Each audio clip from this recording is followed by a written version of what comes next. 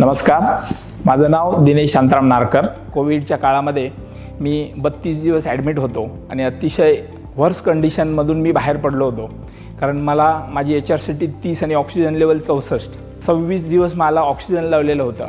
मला असं वाटायचं की मी चालेन की नाही चालेन। हे डॉक्टरने माझी 72 आवर्सची गॅरंटी दिली नव्हती। 27 किलो वजन घटलं होतं। कुठच्याही प्रकारचं व्यसन न करत असल्यामुळे कोविडमधून मी बाहेर पडलो आणि पडल्यानंतर काही काळात मी जेव्हा गाडी ड्राईव्ह करायचो तेव्हा माझ्या किडण्यांचे इथे दुखायचं। पण या कंडिशनमधून मी बाहेर पडल्यानंतर मला खरं तर माझ्या बॉडी चेकअप करायचं होतं, पण मला वेळ मिळत नव्हता। आणि शेवटी माझ्या मित्राने सांगितलं की नाही नारकर साहेब, हे तुम्हाला चेकअप आता घेणं आवश्यक आहे।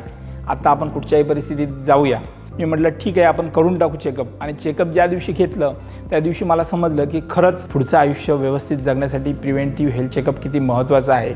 कारण आज आपण जे काय खातोय ते समाजात जे खाणं जे काय मिळतं आहे आपल्याला, त्यातून आपल्याला अगदी पालेभाजी असू देत किंवा अगदी जे काय खातोय त्याच्यातून आपल्या शरीरामध्ये जे काय केमिकल्स जातात त्याचा खूप मोठा इफेक्ट होत असतो आणि हा इफेक्ट आपल्याला लगेच कळत नाही। आपण आपल्याकडे एखादी 4 व्हीलर घेतली तर त्या 4 व्हीलरची केअर घेतो, त्याला वेळेवर त्याची सर्व्हिसिंग करतो, दरवर्षी त्याला टायर बदलतो, जे जे काय करायचं असेल ते करतो। का करतो? ती गाडी कुठेतरी वाटेत थांबू नये। पण आपण हा विचार करत नाही की आपलं हे जे शरीर आहे हे अविरत चालू आहे। ह्या शरीराला आपण फक्त अन्न देतो, बाकी काही देत नाही।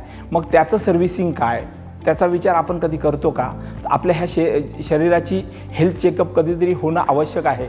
ह्या गोष्टीचा आपण कधी विचार करत नाही आणि तो करणं आवश्यक आहे।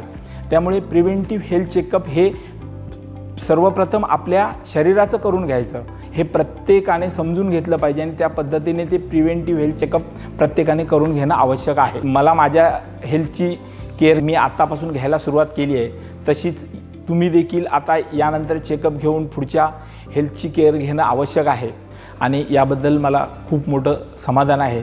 मी इंडस हेल्थ कंपनीचे खूप खूप आभार मानतो। थँक्यू।